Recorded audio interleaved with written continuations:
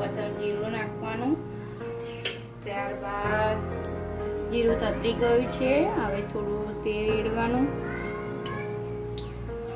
2-3 ચમચી જેટલું ફરી જેટલું.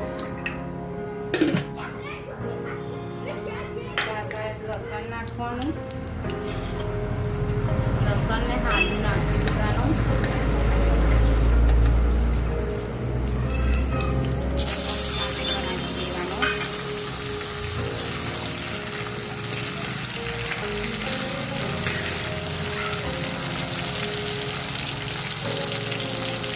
હળદર નાખી દેવાની, થોડી 1 ચમચી હળદર નાખી દેવાની, 1 ચમચી સૂકું મરચું નાખી દેવાનું અને મિક્સ કરી દેવાનું. થોડી વાર ચડવા દેવાનું છે. અને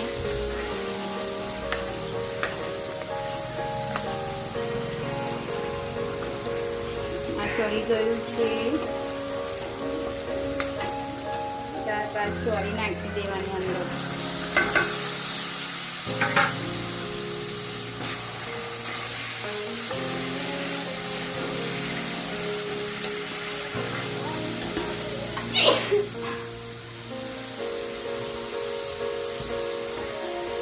પછી સાકર મને થોડું મીઠું નાખી દેવાનું અંદર.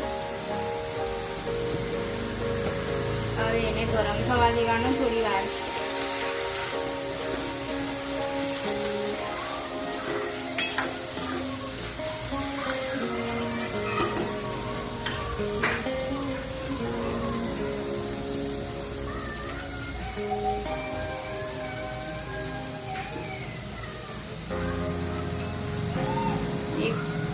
એક ગ્લાસ પાણી રેડી દેવાનું. ત્યાર પછી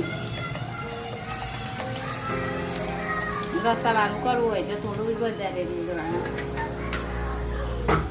પણ આપણે તો રોટલી જોડે ખાવાનું છે એટલે થોડું ઓછું પાણી રેડવાનું. હવે એને થોડું ઢોકી દેવાનું છે. ચાલો હવે શાક જોઈશું. શાક ચડી ગયું છે. હવે મસાલો થોડો નાખી દઈએ અંદર. ત્યારબાદ દાણા નાખી દેવાના.